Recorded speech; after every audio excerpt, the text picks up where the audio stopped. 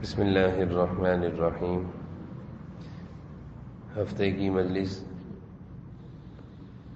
حضرت حکیم المدد مولانا اشرف علی تھانوی رحمۃ اللہ علیہ کے ملفوظات بیان کیے جاتے ہیں۔ میں پہلے بھی عرض کرتا رہا ہوں کہ بڑوں کی باتیں، اللہ والوں کی باتیں، ان کی زندگی کا تجربہ ہوتا ہے، اور پھر اللہ والے ہوتے ہیں، ان کی باتوں میں برکت ہوتی ہے، نور ہوتا ہے، انوارات، برکات، اور جلدی وہ بات سمجھ میں بھی آ جاتی ہے اور دل پر بھی اس کا اچھا اثر ہوتا ہے۔ اس لیے بزرگوں کے ارشادات کو اہمیت سے، عظمت سے سننا چاہیے۔ حضرت فرماتے ہیں کہ ایک صاحب نے کسی کام کے لیے دعا کو لکھا، جسے لوگوں کا معمول ہوتا ہے کہ اللہ والوں سے دعا کرواتے ہیں، اور یہ بہت اچھی بات ہے۔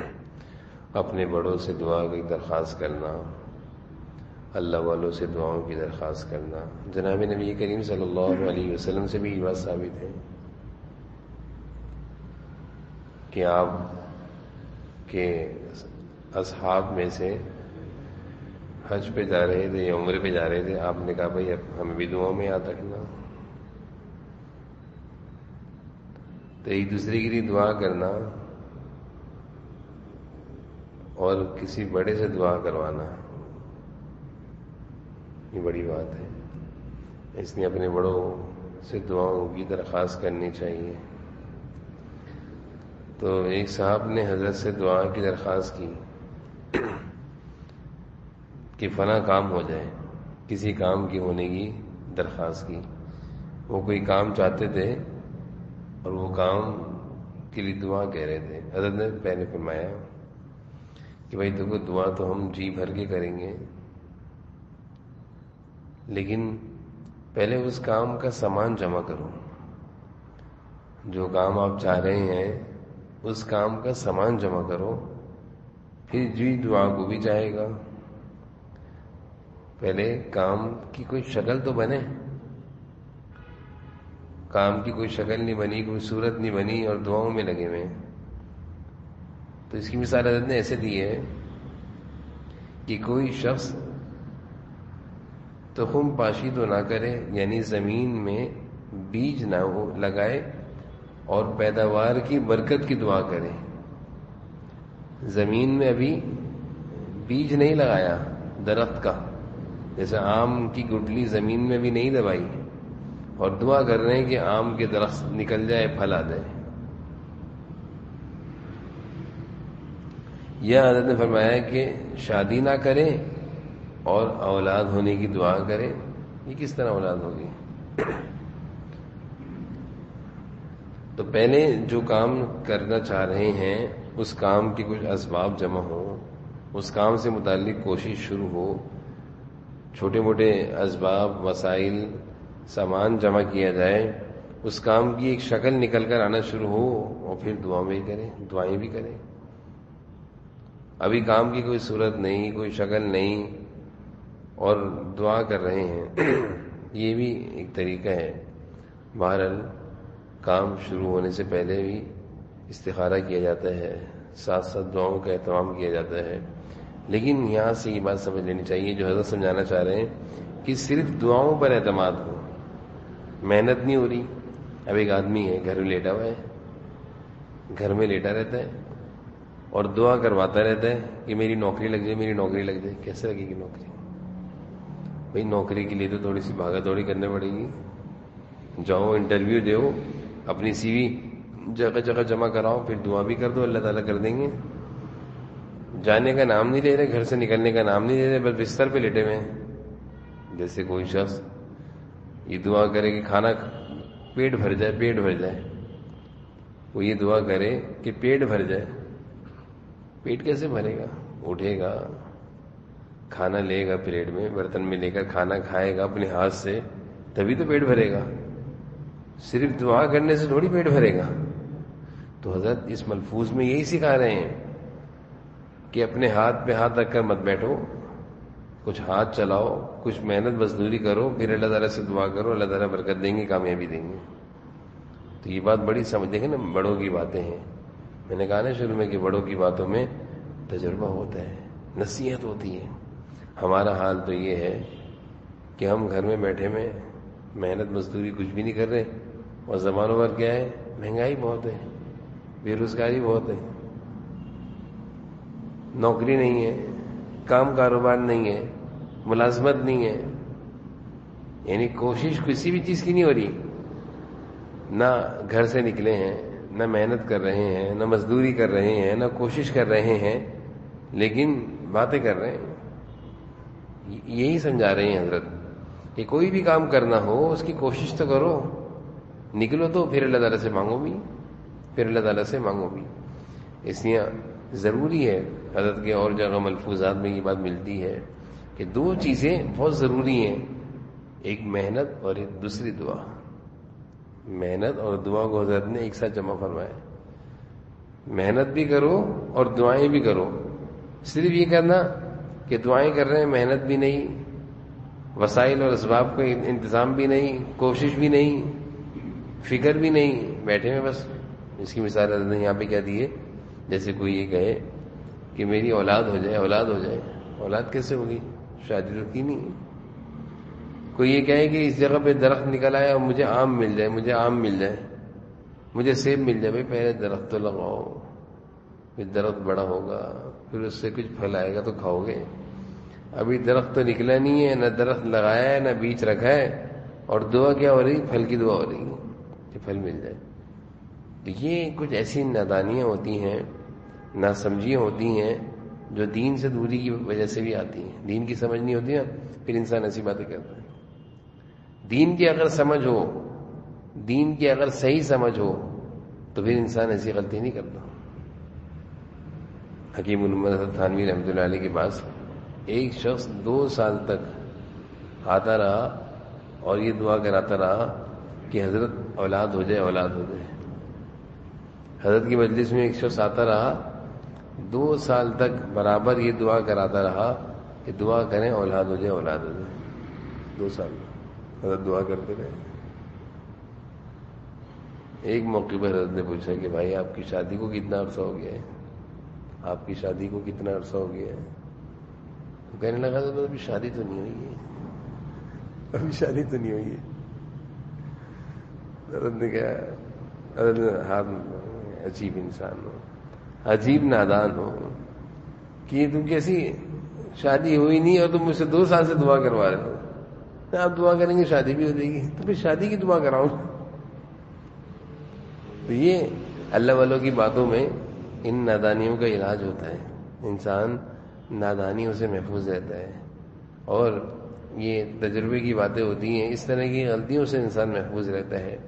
بہت دفعہ ایسی غلطی کر رہے ہوتے ہیں کہ اس کو اپنی غلطی کا احساس بھی نہیں ہو رہا ہوتا کہ ہم کیا کر رہے ہیں، ہم اپنی غلطی کا احساس بھی نہیں ہوتا کہ ہم کیا کر رہے ہیں، غلط رخ پر چل رہے ہوتے ہیں۔ ایک بات میں اور عرض کروں، انسان بسا اوقات غلط رخ پہ چل رہا ہوتا ہے، صحیح رخ پر نہیں ہوتا، صحیح راستہ نہیں ہوتا، غلط راستے پہ نکل پڑا ہے۔ صحیح راستے پر اس کو آئے گا، پھر صحیح پہنچے گا نا منزل تک۔ منزل تک پہنچنے کے لیے تو صحیح راستے پر آنا ہے، منزل تک پہنچنے کے لیے صحیح راستے پر آنا ہے، صحیح راستے پر کیسے آئے گا؟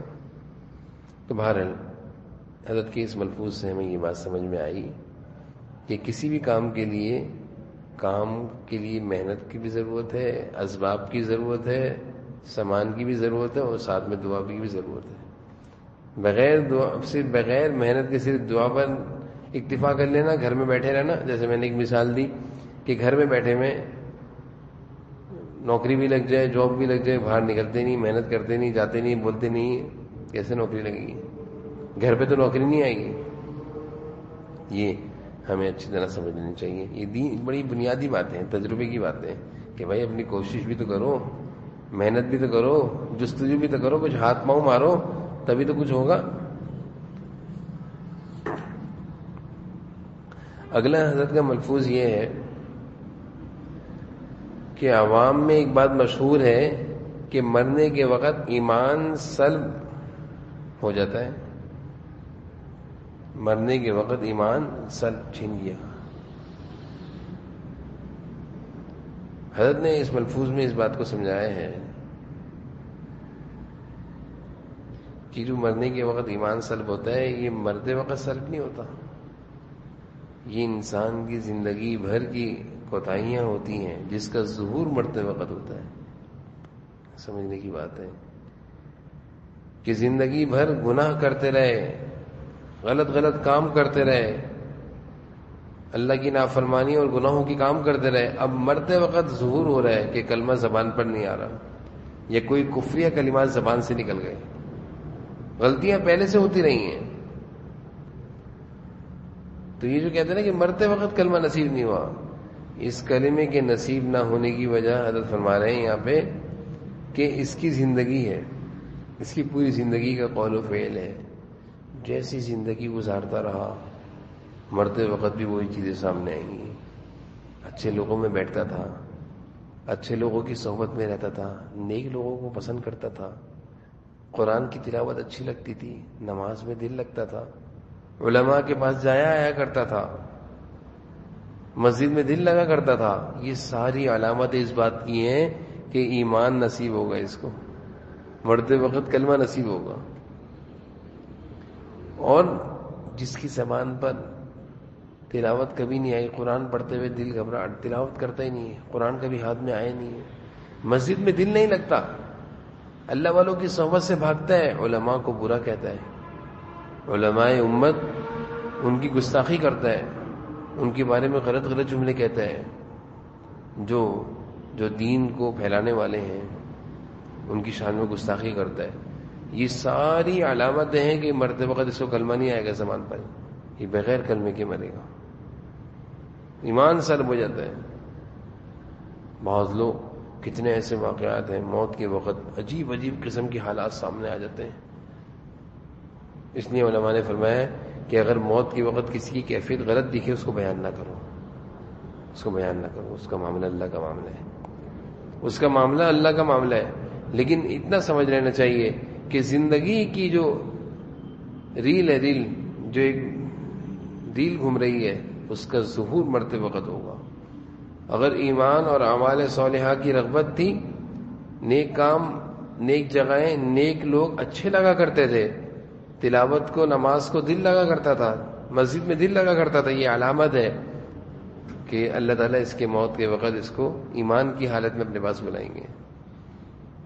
اور اگر یہ ساری چیزوں سے نفرت دی، بعض لوگ ہوئے ایسے گندے الفاظ کہتے ہیں، ایسے دین کے بارے میں، دینداروں کے بارے میں، قرآن و حدیث کے بارے میں ایسے الفاظ کہتے ہیں، کہنا ان مولویوں کو کیا ملا ہے، بس قرآن و حدیث لے کر گھومتے رہتے ہیں، یہ کفریہ کلمہ ہے.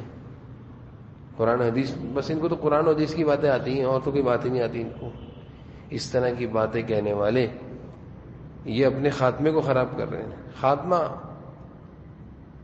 من قول آخر کلامی لا الہ الا اللہ دخل الجنہ، حدیث ہے ہر انسان، من قول آخر کلامی، جس کا آخری کلمہ لا الہ الا اللہ ہے، دخل الجنہ، جنت میں جائے گا. جس کی زندگی کے اعمال اچھے ہیں، جو اعمال بتا رہے ہیں کہ ماشاءاللہ دیکھنے والا کہتے تو جنتی ہے، یہ بھی ایمان پر خاتمہ نصیب ہوگا. اس لیے بھائی سب سے بڑی چیز یہ ہے اپنے اعمال کی اور ایمان کی فکر کریں. حضور صلی اللہ علیہ وسلم دعا سکھا رہے ہیں، اللہم لقنی حجت الایمان عند الممات. حضور صلی اللہ علیہ وسلم کا دعا سکھا رہے ہیں، اللہم لقنی حجت الایمان عند الممات، اے اللہ موت کے وقت مجھے ایمان نصیب فرما دیجیے. ایمان کی موت اپنی امت کو درس دے رہے ہیں. آپ صلی اللہ علیہ وسلم کو تو ہر چیز اعلیٰ درجے کی نصیب تھی، اپنی امت کو سکھا رہے ہیں. ایمان اتنی قیمتی چیز ہے. تو ہمارے زندگی بھر کے اعمال دیکھیں نا، انسان جو کچھ کرتا ہے رات کو نیند میں وہی بولتا ہے، ٹھیک ہے، رات کو خواب میں وہی دیکھتا ہے، زبان سے وہی نکلتے ہیں. جو زندگی بھر کرتا ہے مرتے وقت بھی وہی نکلتا ہے، مرتے وقت وہی نکلتا ہے. اگر زندگی بھر دین کا مذاق بنایا ہے، علماء کا مذاق بنایا ہے، گالیاں نکالی ہیں، علماء کی گستاخی کی، مرتے وقت بھی اسی حالت میں موت آئے گی. اس کو دین سے نفرت تھی، قرآن سے نفرت تھی، نعوذ باللہ. مسجد جانا اس کو برا لگتا تھا، قرآن والے برے لگتے تھے. تو موت زندگی کی آخری ریل گھومے گی موت کے وقت. جیسے صبح سے لے کر شام تک کے جو بھی کام کیے ہوتے ہیں تو نیند میں وہی دکھتے ہیں خواب میں.